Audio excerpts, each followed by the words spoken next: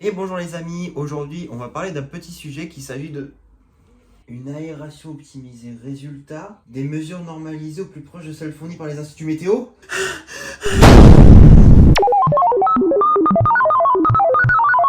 Bien que ma réaction paraisse légèrement surestimée, on doit parler de cet abri, parce que là, il y a plusieurs problèmes et Netatmo fait clairement de la publicité mensongère. En fait, pour toute l'histoire, Netatmo fait des capteurs météorologiques qui permettent de mesurer la température, l'humidité, etc. Et leurs capteurs sont de plutôt bonne qualité en plus. J'en avais parlé un petit peu dans ma vidéo qui évoquait le sujet, sur les stations météo avec les prix, etc. Donc le guide d'achat quoi. Et il y a plusieurs semaines, Netatmo se décide à lancer un abri qui permettra au capteur de pouvoir fonctionner au soleil. Mais voilà, il y a déjà un problème. Regardez la tronche de cet abri. Cet abri ne laisse même pas passer d'air, alors comment vous voulez qu'il n'y ait aucune surchauffe avec ça en fait? De plus, inutile de dire que cet abri paraît carrément petit. Comment ce truc peut rivaliser avec les gros abris? Vous allez dire, tu pètes un câble pour rien, il faut essayer. Ok, pas de problème, il y a quelqu'un qui a essayé sur Infoclimat. Voici les résultats. Donc là, vous venez de voir techniquement l'installation que la personne d'Infoclimat a fait. Donc vous avez le droit à deux abris 7714 de Davis. Vous savez, l'abri que je vous parle tout le temps et que je vous dis toujours que c'est le meilleur. Et à côté, donc, l'abri Netatmo. Et les résultats sont incroyablement pas bons. Je vous explique. Sur cette image, vous avez le droit à un comparatif. Donc c'est justement la personne qui a fait les tests qui a mis ça sur Infoclimat.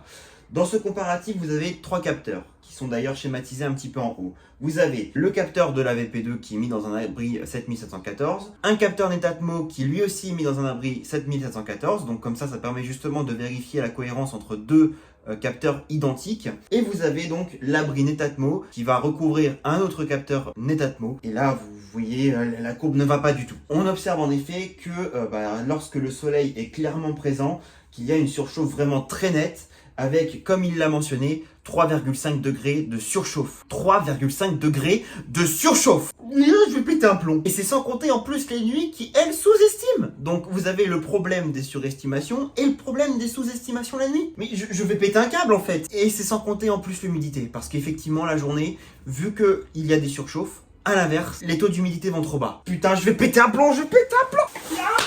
Donc c'est ça que vous proposez, Netatmo. Un abri pourri qui surchauffe. Tout ça pour faire quoi?